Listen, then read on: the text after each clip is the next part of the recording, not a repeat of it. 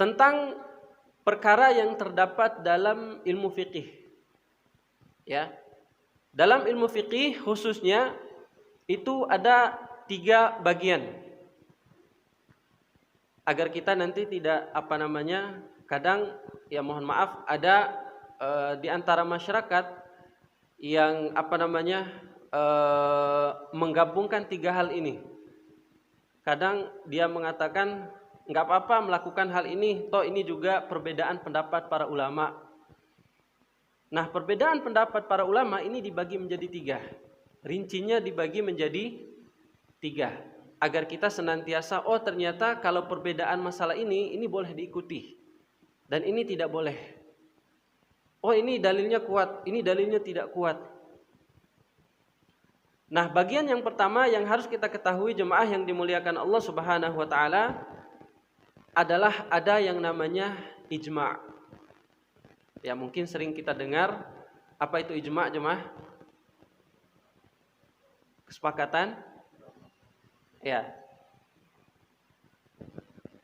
Ijma' adalah kesepakatan mayoritas, bukan hanya kesepakatan ulama, tapi kesepakatan mayoritas ulama.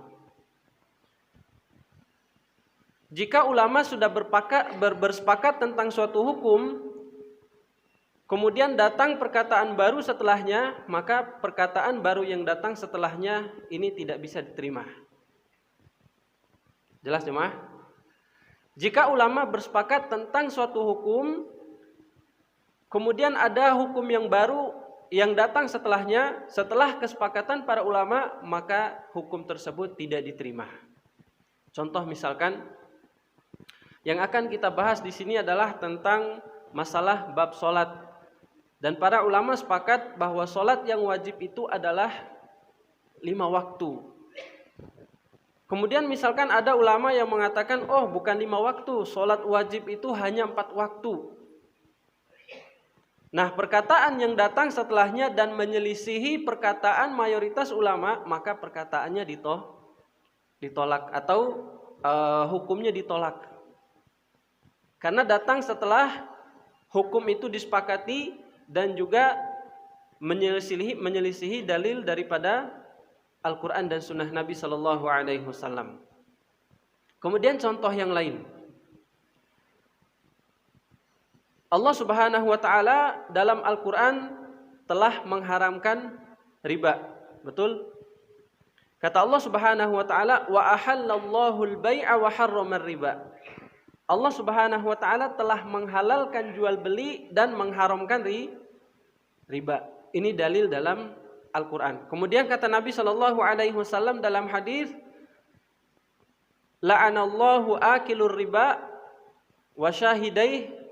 Allah Subhanahu Wa Taala melaknat pemakan riba, kemudian 2 orang penyaksinya. Maka dari sini ada dalam Al-Quran, ada dalam hadis. Ditambah ijma' para ulama. Seluruh ulama sepakat bahwa riba haram. Kemudian misalkan ada ulama yang datang kemudian mengatakan riba itu enggak haram. Maka apa yang harus dilakukan? Maka perkataannya tidak diterima. Ini yang pertama. Kemudian yang kedua, jemaah yang dimuliakan Allah Subhanahu Wa Taala, ada yang namanya perkara ijtihadiyah. Ya, karena ini sangat berkaitan dengan materi yang akan kita pelajari. Ada yang namanya ijtihadiyah. Apa itu ijtihadiyah? Apa itu ijtihadiyah? Ijtihadiyah itu adalah ketetapannya para ulama yang tidak didasari dengan dalil syar'i. Jadi para ulama menetapkan hukum yang tidak ada dasarnya dari Al-Quran dan Sunnah. Ya, yang tidak ada dasarnya dalam Al-Quran dan Sunnah. Hukum ini belum ada penjelasannya dalam Al-Quran dan belum juga ada penjelasannya dalam Sunnah Nabi Sallallahu Alaihi Wasallam. Sehingga dari para ulama itu berijtihad, memberikan fatwa istilahnya. Ya, tapi asal hukumnya tidak terdapat dalam Al-Quran, tidak terdapat dalam hadits Nabi Sallallahu Alaihi Wasallam. Contoh misalkan dalam sholat ketika seseorang hendak melakukan sujud. Seseorang hendak melakukan sujud. Nah, selama ini yang kita praktekkan yang mana? Kira-kira yang turun duluan, tangan atau lutut? Ya. Ketika hendak turun sujud, yang turun duluan tangan apa lutut? Ya. Ada yang jawab tangan, ada yang jawab lutut. Nah, ini menunjukkan bahwasannya para ulama ya tidak terdapat dalil syar'i dalam hadis Nabi Shallallahu Alaihi Wasallam yang menjelaskan tentang tata cara bagaimana seseorang turun dalam sujudnya. Yang Nabi Shallallahu Alaihi Wasallam katakan dalam satu hadisnya, janganlah kalian turun ketika sujud itu seperti menderunya unta. Ini larangannya. Bagaimana cara proses turunnya unta? Unta turunnya itu adalah bagian depan duluan. Ya. Jadi misalkan ini tangan bagian depan, kemudian kaki bagian depan, dia membungkukkan bagian depan, kemudian bagian belakangnya baru nanti turun. Jadi yang depan duluan, baru yang belakang turun. Seperti itulah turunnya unta. Ya. Mungkin bisa dipraktekkan, Mas, biar nanti jemaah bisa melihat. Karena ini penting. Bisa? Ya, coba. Ya, misalkan, nah seperti itu. Turunnya sikunya dulu. Ya.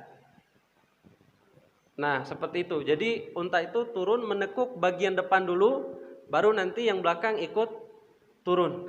Jadi menekuk kaki bagian depan, kemudian yang belakang ikut turun. Seperti itulah turunnya unta. Dan hal ini dilarang oleh Nabi Shallallahu Alaihi Wasallam dipraktekkan dalam turun sujud. Nah, sehingga para ulama berkesimpulan di depan itu ternyata lututnya unta. Ya, sebagian para ulama mengatakan ternyata di depan itu adalah lututnya unta, sehingga terlaranglah untuk turun lutut duluan. Jadi pada saat unta turun, kata para ulama bagian depannya itu adalah lututnya atau kakinya, sehingga tidak boleh lutut turun duluan. Kemudian ada juga yang mengatakan yang namanya kaki itu di bagian belakang, bukan depan. Berarti yang di depan adalah tangan, sehingga sebagian yang lain mengatakan berarti nggak boleh tangan duluan. Nah, ini namanya ijtihad. Dan masalahnya unta nggak ngasih tahu mana kakinya.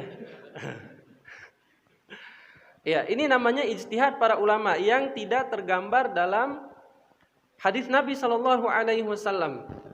Ya, jadi jika ada perkara ijtihad seperti ini, ulama berkata seperti ini, kemudian ulama yang lain menjelaskan hukumnya seperti ini, yang tidak ada penjelasan jelasnya dalam hadis maupun dalam Al-Quran, maka boleh kita pakai dua-duanya.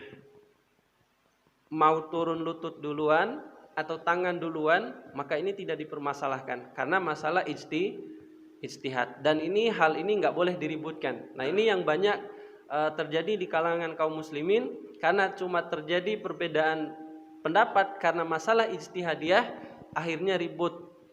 Kadang antara suami istri ribut. Kata Ustadz, saya yang turun duluan itu harus lutut. Enggak, kata Ustadz, aku harus tangan. Akhirnya ribut gara-gara masalah ijtihadiyah. Dan masalah ijtihadiyah, apa tadi kaidahnya? Boleh diamalkan dua-duanya. Ya, karena tidak ada dalil yang syar'i. Kemudian yang ketiga, ada yang namanya perkara khilafiyah. Ada yang namanya apa? Perkara khilafiyah. Apa itu khilafiyah? Jadi kalau yang sering kita sebut itu adalah perkara ikhtilaf di antara para ulama. Ikhtilaf. Apa itu yang dimaksud dengan ikhtilaf? Perbedaan. Tadi juga perbedaan. Ya. Perbedaan di antara para ulama yang membutuhkan dalil sahih. Ini yang dimaksud dengan ikhtilaf. Contoh misalkan tentang masalah sholat tahiyatul masjid. Atau contoh yang lain, misalkan sholat tahajud. Nah, kita sebutkan satu contoh dulu, sholat tahiyatul masjid.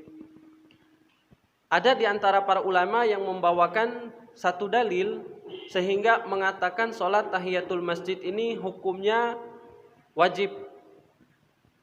Kemudian ada juga di antara para ulama yang membawakan dalil, ini dalilnya. Sehingga hukum sholat tahiyatul masjid ini hukumnya sunnah. Kedua-duanya membawa dalil. Mana yang harus kita pilih? Dalil yang sahih dan tentunya disepakati oleh mayoritas ulama. Nah, ini sehingga muncul istilah jumhur. Jumhur ulama menyepakati tentang hukum ini, maka hukum itulah yang dipakai. Ya. Sehingga perkataan yang mengatakan wajib tadi dengan dalil yang dia bawa kemudian dibandingkan dengan dalil yang mengatakan sunnah, dalil yang menunjukkan hukumnya sunnah inilah yang lebih kuat, maka diambillah pendapat yang lebih kuat. Ini dalam perkara ikhtilaf. Jadi yang diambil apa? Dalil yang lebih kuat. Kalau tadi masalah ijtihad itu boleh dipakai dua-duanya karena tidak adanya dalil yang sahih. Contoh yang lain seperti tadi sholat tahajud atau sholat malam. Para ulama banyak yang memberikan hukum sholat malam itu hukumnya wajib dilaksanakan. Dan juga ada yang mengatakan hukum sholat tahajud itu hukumnya sunnah muakkadah. Nah, sehingga kalau dibandingkan kedua hukum ini, yang paling sahih menurut mayoritas ulama adalah yang mengatakan sunnah yang sangat ditekankan. Tidak sampai derajatnya wajib. Nah, ini dalam masalah perkara yang khilaf, terjadi perbedaan pendapat para ulama sehingga apa yang kita lihat dalil yang sahih dan disepakati oleh mayoritas ulama. Karena dia akan berefek jika salah dalam menetapkan hukum. Seandainya kita mengatakan sholat tahajud hukumnya wajib, orang yang meninggalkan dia berdosa. Orang yang meninggalkan dia berdosa. Namun jika itu hukumnya sunnah muakkadah, sunnah yang sangat ditekankan, orang yang meninggalkannya tidak sampai mendapatkan dosa. Seperti itu. Nah, itu seputar tentang masalah apa yang terdapat dalam kitab fikih para ulama. Nah, sehingga nanti ketika kita membahas tentang masalah hukum-hukum yang ada di sini, kita bisa membedakan, oh ini apakah masalah ijtihad ataukah masalah khilafiyah ataukah memang sudah ijma'nya para ulama.